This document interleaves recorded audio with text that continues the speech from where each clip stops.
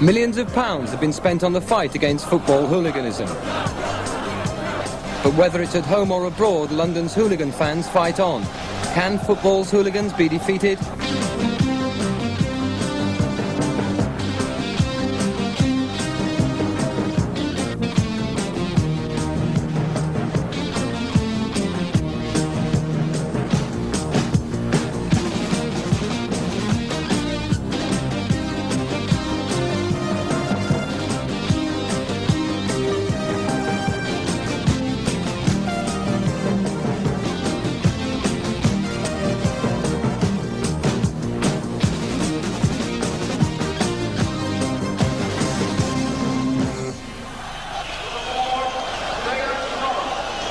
The rioting that took place at last week's Spurs game against the Dutch team Feyenoord brought renewed calls for something more to be done to tackle football hooliganism. 40 fans went to hospital in Rotterdam, many with serious stab wounds. Before the match, Spurs fans had smashed up 2 cross-channel ferries and rampaged through the town. But this was only the latest in a series of incidents this season involving London fans.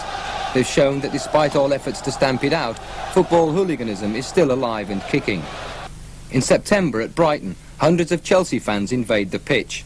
The fighting that follows leaves 4 policemen in hospital, 14 fans arrested, and this Chelsea fan in prison for 6 months.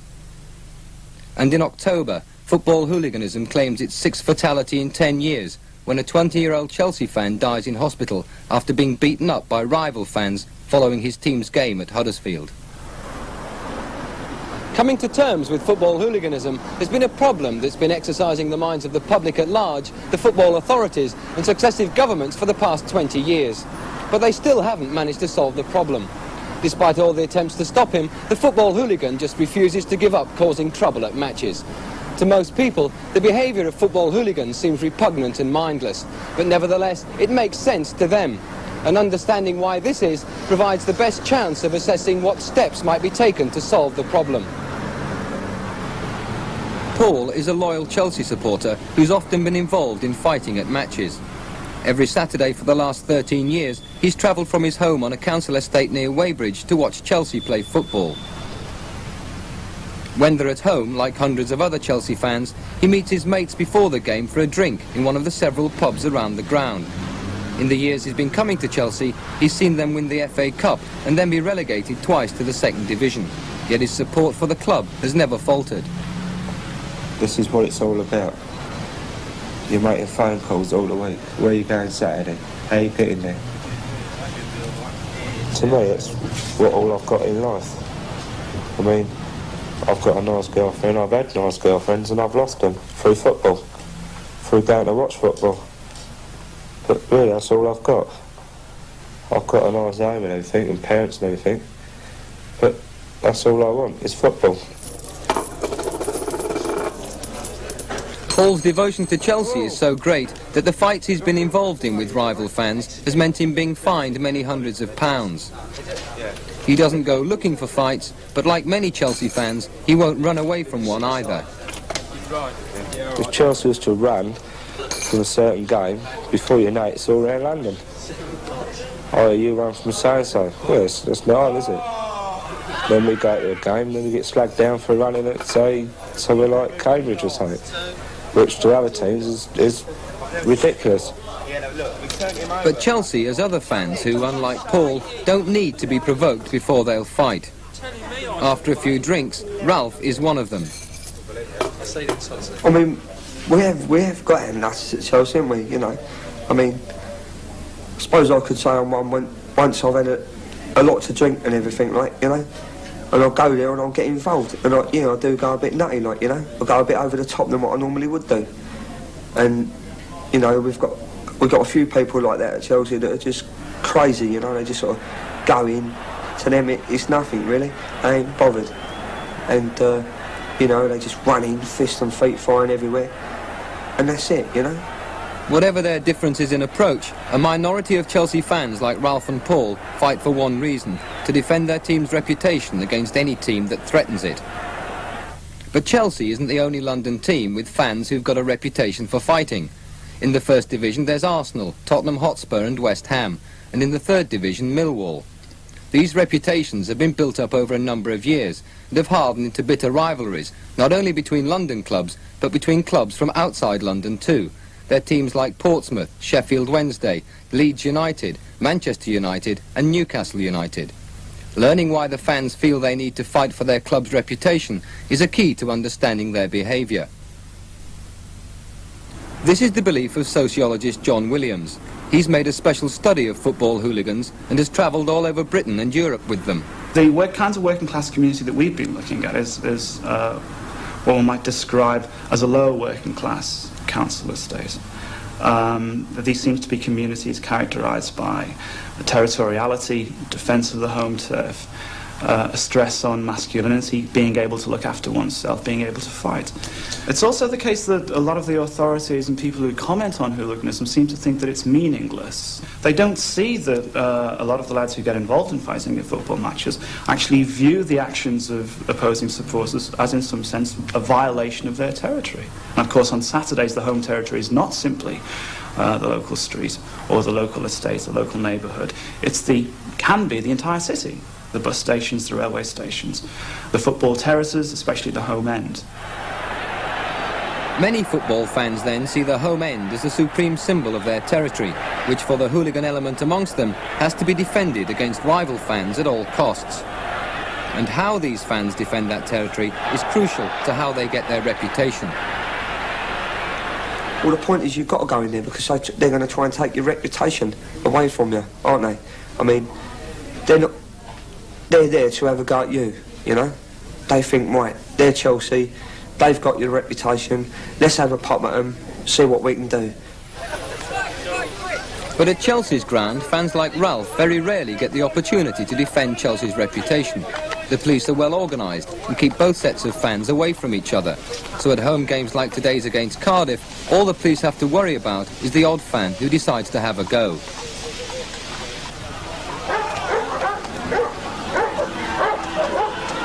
And they soon move in to stop incidents like this developing into something worse.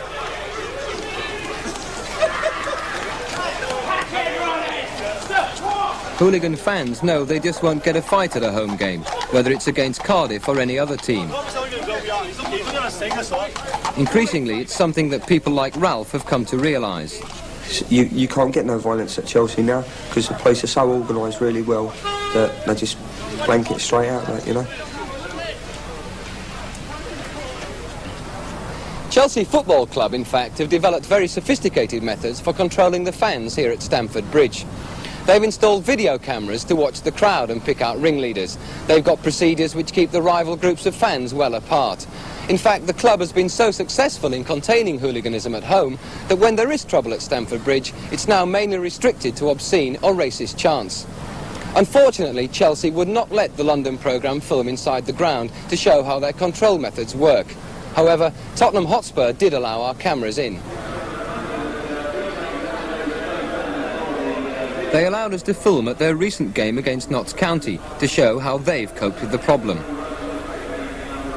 In common with many London clubs, at White Hart Lane, Tottenham tried to make sure that the visiting Notts County fans are separated from the home supporters by making them use one special entrance.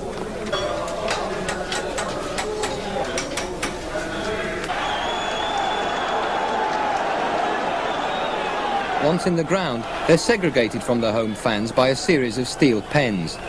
Steel pens like these have been developed mainly in response to a rash of bad football riots in the mid-70s, which brought in new legislation to make crowd control much easier. Throughout the match, the police keep an eye out for troublemakers, quickly ejecting those that come to their notice. And just to make sure there's no trouble when fans leave the ground after the game, police throw a cordon around the Notts County fans to keep them apart from the Spurs supporters. Only when the streets are clear will the visitors be allowed to set off home. On most Saturdays, the police are active at the London railway stations as well as at the football grounds. On busy days, up to 50,000 fans use London's mainline stations and underground system on their way to or from matches. But again, a watchful and discreet police presence is on hand to head off any trouble. Segregating football fans before, during and after matches is the keystone of the strategy that's been developed for dealing with football hooliganism in London. It's a strategy that's aimed at preventing trouble before it starts, and the police feel they've got it just about right. It's been very successful in London.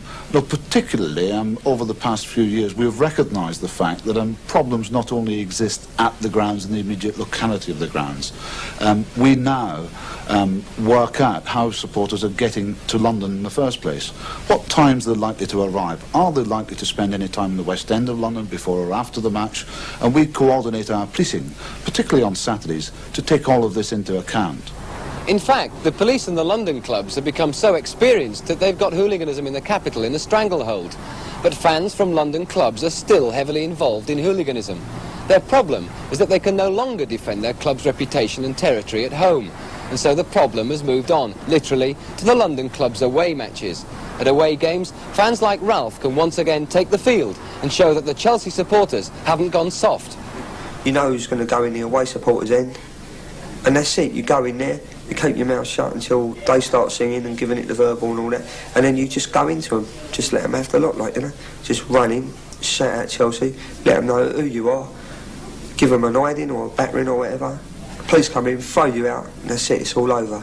In other words, we've done them, we've took their end, like, you know, that's it, we've achieved the main thing, haven't we? We've took their end. They haven't took us, have they? Why is that the main thing? Well, it is, and it's got to be, because otherwise they're going to take you. I mean, you're going to lose all your respect. If you don't, with the reputation, see, if you don't go to the ground and take their end, people are going to think, well, what's going on with Chelsea these days, you know? What have they done so far? Nothing, really. And you're going to lose all your respect. Then people are going to start dropping out then, and you don't want that, because you're going to get clubs come down and think, right, we can do this, we can do that, we can have a go at Chelsea now. But football hooligans aren't able to cause trouble at every away game. When Spurs fans infiltrated the Birmingham end last month, the police soon threw them out. Clubs in cities like Birmingham are just as well policed and organised as they are in London. But not all clubs are in the big cities or in the First Division. For this reason, some club managers like Malcolm MacDonald of Fulham believe that it's the smaller provincial clubs in the Second Division that are now the most vulnerable to travelling hooligans. It's basically that the police, because they are not au fait with hordes of football supporters, that they can cause as much of a problem as can the supporters themselves. Because I think that supporters might, if they sense a bit of an inexperience, because remember, these football supporters are as experienced in going to football matches as the London and Birmingham police are. And they smell when, say, the Shrewsbury police are inexperienced. And so they take liberties. It's not only the policing at these provincial grounds that's at fault. Many of the smaller Second Division clubs are simply not prepared for teams with a large following away from home. Chelsea, for example, have the third largest away support in the country after Manchester United and Liverpool. And it is a fact that they are apt to ring up a club secretary 3 weeks in advance and say, look, we've got 5,000 supporters coming to your club on such and such a date, what are you going to do about it? And their opponents simply refuse to believe it. They make polite noises, put the phone down, so that suddenly that town on that particular day has 5,000 Chelsea supporters descending upon it. And there is immediate threatening situation because not enough provision has been made for them. I mean, look what happened at Brighton. The police was well unorganised at Brighton. That's why it all happened, like, all the trouble, I mean, went on, like. But, I mean, we had about 15,000 fans there at Brighton. And most of them were there Friday afternoon or Friday evening. And the police was so unorganised, it was unreal. There just wasn't enough police officers to cope with the trouble. If the away games are the best hunting grounds in Britain for London's hooligans, there are even better opportunities for disorder in Europe. Indeed, for the violent supporters, Europe is ideal. It offers big grounds, few restrictions and innocent police forces. The European matches are the hooligans' super away games. For them, last week's Spurs match against Feyenoord in Rotterdam was paradise. It was a match where reputations were at stake. 9 long years ago, Spurs were beaten in a crucial European game by Feyenoord, a match disfigured by vicious fighting on the terraces. Knowing what happened then, Tottenham Football Club had warned the Dutch of trouble to come and pleaded for no tickets to be sold on the day of the game. While Tottenham Football Club itself cannot be blamed for what happened last week, its London fans took every advantage of slack Dutch policing. According to West Ham supporter Kaz Pennant, this is a pattern in Europe that looks likely to continue. Pennant has just spent a year in prison for stabbing a Sheffield fan, although he's always maintained his innocence. In the late 70s, he was a member of the Intercity firm, a feared and notorious gang of West Ham hooligans. He and a local journalist have just finished a book about the Intercity firm. So where it's all happening there is, they know like they're losing the battle at home in England, right? But abroad, right, that's where the party is now, right? Abroad they ain't got together, still not used to handling mobs, especially the English, right? And they go out there, they ain't got the English old bill, right? And they're on the field day because they're not used to like, you know, the English supporters' tactics, their ways, and they're just not ready for them. International matches abroad are just another example of this away game syndrome. When England played Switzerland in 1981 in a World Cup qualifier, hundreds of English supporters ran riot through the stadium, while the Swiss police looked on helplessly. And in Copenhagen last year, a smoke bomb was the prelude to an afternoon of violence when England played Denmark. The police had no effective control procedures against mobs of English fans who fought with the Dutch fans on the terraces. Even plainclothes policemen like this one in the grey sweater were reduced to lashing out in desperation.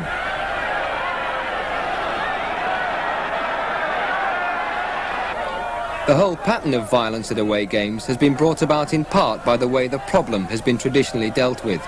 John Williams believes it's simply been displaced from one place to another. As the football authorities began to try and control the phenomenon inside football grounds, all they really succeeded in doing was displacing it. So as more pens, more fences were erected in grounds, then the trouble moved outside. As more police moved outside, then the trouble moved to service stations, to railway stations, to the streets, to the city centre. As more police got on the streets earlier, then football fans started to arrive earlier. And it's been consistently displaced in that form. And you might argue that as controls have been increasingly applied in the domestic context, then to an extent the problem has been displaced abroad. So we have in the mid-1970s, early 1980s, incidents of English fans being involved in various kinds of hooliganism and vandalism at matches abroad, both with their club sides and with the England national side. Hooliganism was displaced out of the grounds and onto the football specials in the mid-70s. But when troublesome fans were banned from the specials, they simply travelled on ordinary trains, helped by one or two windfalls. You know, I mean, like a couple hundred, like West Ham's top boys were using it in the city, and like now was the cream, and now was getting all the rows and everything. But when it went nationwide at West Ham was when Purcell come out. They started introducing free tickets or cheap tickets for the intercity trains while collecting Purcell tickets and things like that. Well now, like, you know, I mean, everyone could afford to use the intercity. Then the student railway card, Jimmy Savile's student railway card, that was a godsend, you know what I mean? £10, like, half price in the city travel all the year round, and it covered the football season. For a tiny minority of hooligans, more sophisticated methods of control will only result in more elaborate methods to avoid detection, displacing the problem once more. Well, like, it's got to be organised, like, to continue. Like, how do you think it survived? You know what I mean? Like, every season they say they're going to stop footballers and they're going to do this and they're going to do that. And every season the same thing happens. Like, they just use different tactics to get around things. But the football authorities have no answer to the problem of hooliganism simply being displaced from one area to another. Their methods are still only to clamp down further. To combat the hooligans, there are two main lines of attack. The first is to get crowd control at more small clubs, tightened up to London standards. Richard Faulkner is secretary of the Football Trust, which finances new schemes to combat hooliganism. He knows what can be done. Stoke City have got a system of television operating outside the ground, so they can control the movement of fans from railway stations and coach parks to the turnstiles. This is operated by the local police force. Other clubs are looking at identity card systems like Derby County. In the case of Watford, they've had a particularly imaginative scheme which we as a trust were able to assist with, and they have built a new railway station on a line which isn't normally used on a Saturday, which has the effect of taking the visiting supporters away from the town centre on match days. But despite schemes like Watford's, many small clubs still have a long way to go. In some of the rural areas where you've got smaller clubs which have come up from the 3rd or the 4th division and are finding themselves playing against opposition which have large away followings and sometimes largely troublesome away followings, the task of safety inside the grounds is much more difficult. But if the authorities tighten up on the smaller clubs, the hooligans will be denied their outlet at away games in Britain. Then the pressure on European games will get even stronger. So the authorities' second line of attack to combat the hooligans is to get the European clubs to tighten up. Sports Minister Neil McFarlane is already very worried about next Wednesday's England v Luxembourg match. He has urged the Luxembourg authorities not to sell tickets on the day. Others want to go further. Chris Navrat is a football writer working for the Sunday Times. The European authorities have spent a year looking at the problem of hooliganism because it's not confined just to Britain. And the European sports ministers have come up with a plan which may or may not be accepted, which is that people who go abroad and commit offences will, instead of being immediately deported back to their own country, tried in that country, even if convicted, jailed or whatever in that country. And the belief is that that would deter hooligans. People would be so worried about spending a year or 6 months in jail in a foreign country that that would, in their mind, prevent them from running riot. If the European sports minister's plan is accepted, it could well be that football hooliganism in Europe will then be reduced as well as in this country. But the question then is, where will the hooligans go? Some observers and fans believe the process of moving the problem on might even result in moving it right out of the football grounds, but it still won't get rid of the hardcore hooligans. It would be very difficult to conceive of a way that one could get rid of hooliganism using the kinds of means the authorities have been using in recent years. I don't think one is ever going to completely eradicate hooliganism via penning, segregation, policing, and so on. You can reduce the problem to manageable proportions in that way. You might even succeed in displacing the problem away from the football ground. So, as far as the football authority is concerned, they might be satisfied with a situation in which at least hooliganism wasn't occurring within the ground, spilling onto the field and stopping matches. But of course, you won't change the values and attitudes of lads who are involved in hooliganism by doing these kinds of things. You know, they say they're going to close grounds down, like, you know, say we'll play the match without any supporters, like, you know. But what is that? That's nothing, is it? I mean, doesn't make the slightest bit of difference. You're still going to get fighting out in the streets and things like that, you know. Even if it's not at the football, you're still going to get with rival supporters clashing in pubs, and like discos and things like that. I mean, like, you go to a disco, you get a group of Tottenham, you get a group of Chelsea. You're not just going to stand there and talk to each other, are you? I mean, halfway through the night, when you've all had a good drink up, it's obviously there's going to be a big row. So it'll never stop. No matter what they try to do, you won't stop it. It's quite possible then that a really effective clampdown by the football authorities of Britain and Europe could lead to hooliganism breaking out somewhere else. As we've seen, the problem has only been moved on, and the hooligans are driven by some very basic motives. So where could the hooliganism burst out next if it's denied an outlet at football? Could it be in the high street or the local disco?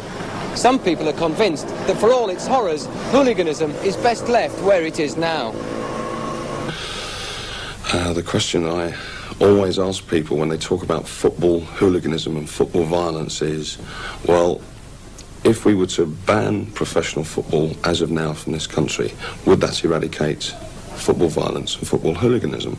And I'm sure it wouldn't. And I think that the view that must be taken is that football, in a peculiar way, is doing society a favour by at least magnetising that hooligan element into the football grounds, which are well policed, have had vast fortunes which are spent on for safety reasons, and at least it's controllable to the people that are within the stadiums. Now imagine if there were no football and that this hooligan element, this violent element in our society weren't just a group for a Saturday afternoon at a football stadium.